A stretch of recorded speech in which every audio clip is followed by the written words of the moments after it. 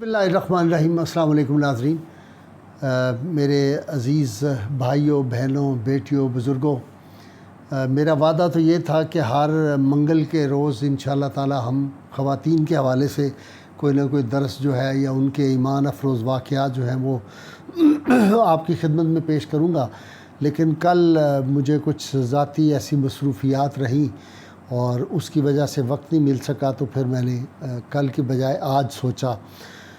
حضور رحمت کونین صلی اللہ علیہ وسلم معراج کی شب جب آپ جنت کو جو تھا وہ نظارے اور جنت کا ملاحظہ فرما رہے تھے تو آپ صلی اللہ علیہ وسلم نے واپس آ کے فرمایا کہ میں نے معراج کی شب سرخ یاقوت کے بنی ہوئی ایک چار دیواری کو دیکھا، جس کے اندر آپ صلی اللہ علیہ وسلم نے فرمایا کہ سفید موتیوں سے بنے ہوئے 3 خیمے میں نے دیکھے۔ تو میں نے جبرائیل امین سے پوچھا کہ یہ خیمے کن کے ہیں؟ تو انہوں نے عرض کیا، یا رسول اللہ صلی اللہ علیہ وسلم، ان میں سے ایک تو سیدہ عیسیٰ علیہ السلام کی والدہ سیدہ مریم سلام اللہ علیہا کا ہے، اور دوسرا فرعون کی بیوی جو حضرت آسیہ رضی اللہ تعالیٰ عنہا تھی ان کا ہے۔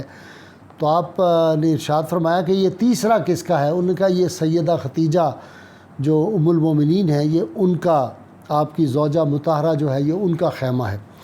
تو یہ جو عبادت، زہد اور تقوی ان ہستیوں کا تھا، اور ان کی جو شان پاک ہے قیامت تک اس کا کوئی مقابلہ کر نہیں سکتا۔ اور پھر ان سے بھی بڑھ کے سیدہ فاطمہ سلام اللہ علیہا جو ہے، وہ تو جنت کی مالکہ ہے، جس کو اشارہ کر دیں گی، جس سے خوش ہو جائیں گی، اللہ تعالیٰ ان کو جنت عطا فرما دیں گے۔ سیدہ فاطمہ سلام اللہ علیہا کا مقام یہ ہے کہ رسول اللہ صلی اللہ علیہ وسلم سے انہیں اپنے جگر کا ٹکڑا فرمایا تھا۔ تو رسول اللہ صلی اللہ علیہ وسلم کے جسد پاک کا، جس کو ٹکڑا کہا جائے، ان کے جگر کا ٹکڑا کہا جائے، تو وہ مطہرہ ہیں، وہ طاہرہ ہیں اللہ کے فضل و کرم سے، اور کوئی کمی جو ہے ان کی طرف منسوب نہیں کی جا سکتی، کوئی خطا کا لفظ اس طرف منسوب نہیں کیا جا سکتا۔ ان کی شان پاک یہ ہے، چونکہ اگر ان کی طرف کوئی کمی کی نسبت کی جائے تو وہ نعوذ باللہ انڈائریکٹلی حضور صلی اللہ علیہ وسلم کی طرف نقص کی جو ہے وہ نسبت ہوگی۔ اور حضور صلی اللہ علیہ وسلم کے بارے میں امام احمد رضا نے فرمایا تھا، وہ کمال حسن حضور ہے کہ گمان نقص جہاں نہیں، یہی پھول خار سے دور ہے، یہی شمع ہے کہ دھواں نہیں۔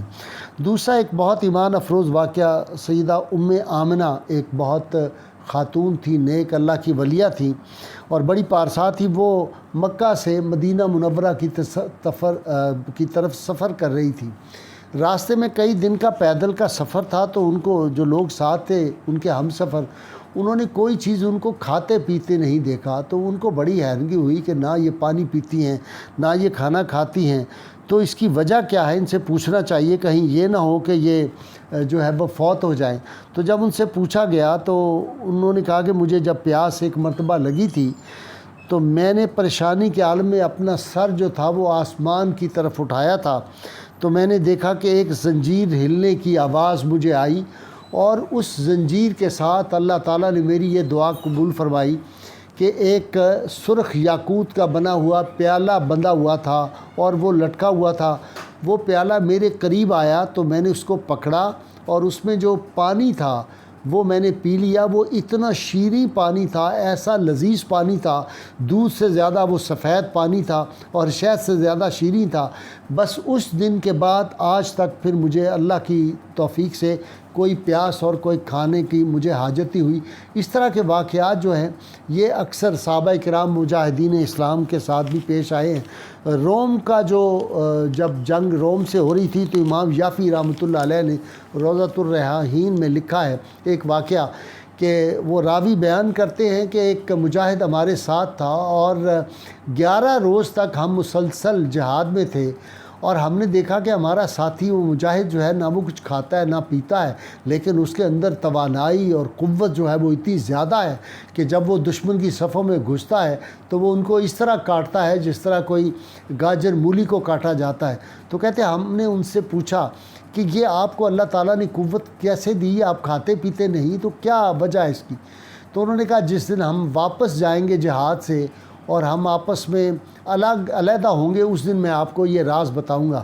کہتے کہ جس دن واپسی کا ارادہ ہوا تو ہم نے اس مجاہد سے پوچھا، راوی فرماتے ہیں ان سے پوچھا، تو انہوں نے کہا کہ اصل میں بات یہ ہے کہ میں بہت ایک دن تھکا ہوا تھا، بہت پریشانی کے عالم میں تھا، تو میں نے اللہ تعالیٰ کی بارگاہ میں دعا کی، تو کہتے ہیں کہ میں نے دیکھا کہ وہاں پہ بڑے لوگ ہمارے مجاہدین شہید ہو گئے تھے، اور میں بھی شدید زخمی تھا اور پیاسا تھا اور لیٹا ہوا تھا۔ سورج غروب ہونے کے قریب تھا کہ آسمان سے کچھ خواتین اتریں، اور ان کے اتنے خوبصورت لباس تھے کہ میں نے ایسے لباس کبھی دیکھے نہیں۔ وہ اتریں اور ان کے ہاتھ میں کوئی پیالے تھے نوری قسم کے، اور وہ شہیدوں کے منہ میں کوئی چیز انڈیل رہی تھی۔ جب وہ میرے پاس پہنچی تو ان میں سے ایک کہنے لگی جلدی کرو، یہ نہ ہو کہ ہم واپس جائیں تو آسمان کا دروازہ بند ہو چکا ہو۔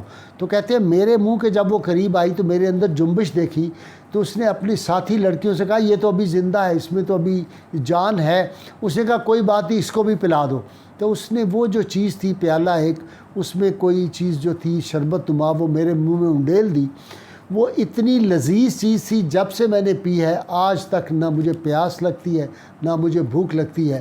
تو یہ اللہ تعالیٰ کا جن خاص لوگوں پہ کرم ہوتا ہے جو اللہ کی راہ میں نکلتے ہیں، پھر اللہ تعالیٰ ان کو ایسی عنایات عطا فرماتے ہیں۔ اللہ تعالیٰ سے دعا ہے اللہ تعالیٰ انہی مجاہدین کے صدقے یہ جو وبا عالم اسلام پہ اور پوری دنیا پہ آئی ہوئی ہے، اللہ تعالیٰ اس کو جلد از جلد ختم کرے۔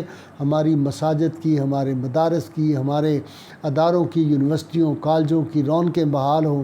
اللہ تعالیٰ سے دعا کیا کریں، نعرے کے لیے تیار ہو جائیے۔ پاکستان کا مطلب کیا؟ لا الہ الا اللہ محمد رسول اللہ صلی اللہ علیہ وآلہ وسلم۔